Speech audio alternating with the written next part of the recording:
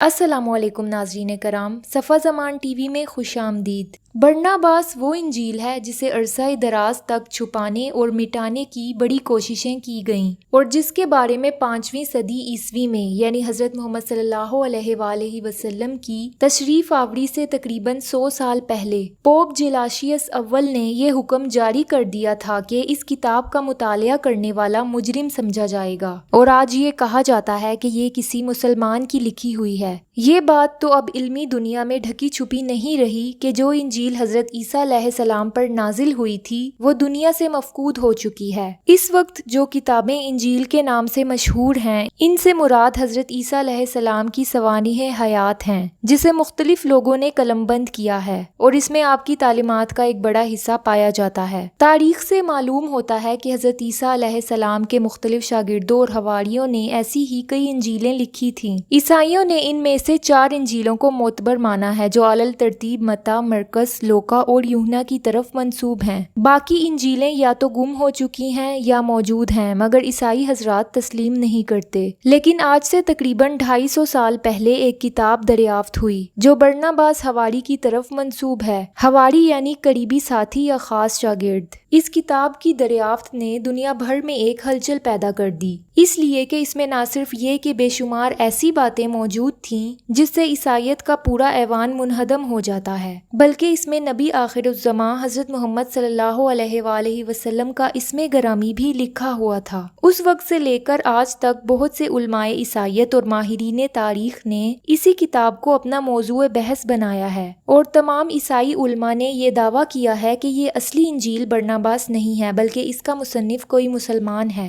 جس نے عیسائیت کو غلط ثابت کرنے کے لیے اسے برناباس حواری کی طرف منسوب کر دیا ہے۔ انجیل برناباس معروف اناجیل اربع سے بہت سی چیزوں میں مختلف ہے، لیکن 4 اختلاف ایسے ہیں جنہیں بنیادی اہمیت حاصل ہے۔ اس انجیل میں حضرت عیسیٰ علیہ السلام نے اپنے خدا اور خدا کا بیٹا ہونے سے صاف انکار کر دیا ہے۔ اس میں حضرت عیسیٰ علیہ السلام نے بتایا ہے کہ وہ مسیح یا مسیح جس کی بشارت عہد قدیم کے صحیفوں میں دی گئی ہے، اس سے مراد میں نہیں ہوں بلکہ حضرت محمد مصطفیٰ صلی اللہ علیہ وآلہ وسلم ہیں جو آخری زمانے میں مبعوث ہوں گے۔ برناباس کا بیان ہے کہ حضرت عیسیٰ علیہ السلام کو سولی نہیں دی گئی بلکہ ان کی جگہ یہودا اسکریوتی کی صورت بدل دی گئی تھی، جسے یہودیوں نے حضرت عیسیٰ سمجھا اور سولی پر چڑھا دیا، حالانکہ حضرت عیسیٰ علیہ السلام کو اللہ نے آسمان پر اٹھا لیا تھا۔ حضرت ابراہیم علیہ السلام نے اپنے جس بیٹے کو ذبح کرنے کا ارادہ کیا تھا وہ حضرت اسحاق نہیں بلکہ حضرت اسماعیل علیہ السلام تھے۔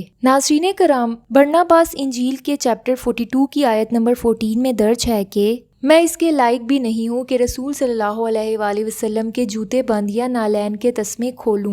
جس کو تم مسیح کہتے ہو وہ کہ جو میرے پہلے پیدا کیا گیا اور اب میرے بعد آئے گا۔ قدیم عیسائی لٹریچر میں انجیل برناباس کا ذکر ایک گمشدہ کتاب کی حیثیت سے ملتا ہے۔ 16ویں صدی عیسوی میں اس کے اطالوی ترجمے کا ایک نسخہ پوپ سکسٹس کے ایک کتب خانے میں پایا جاتا تھا اور کسی کو اسے پڑھنے کی اجازت نہ تھی۔ پوپ سکسٹس کی کتب خانے میں پوپ کے ایک دوست فیرا میرینو نامی راہب کی اس پر نظر پڑی اور وہ اسے وہاں سے چھپا کر لے گیا اور اس کا ترجمہ اپنی مادری اطالوی زبان میں کیا۔ پھر مختلف ہاتھوں سے ہوتا ہوا 1738 میں ویانا کی امپیریل لائبریری میں پہنچ گیا۔ اس نسخے کا انگریزی ترجمہ 1907 میں آکسفورڈ کے کلیرنڈن پریس نے چھاپا۔ آکسفورڈ یونیورسٹی پریس نے اسے شائع کیا۔ جب اس کا انگریزی ترجمہ چھپ کر بازار میں آیا تو اس کے سارے نسخے پراسرار طور پر بازار سے غائب کر دیے گئے۔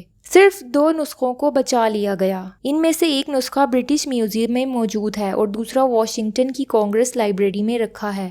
مولانا سید ابو العلی مودودی کو آکسفورڈ سے شائع شدہ انگریزی ترجمے کی ایک فوٹو سٹیٹ کاپی دیکھنے کا اتفاق ہوا اور انہوں نے اسے لفظ بہ لفظ پڑھا ہے۔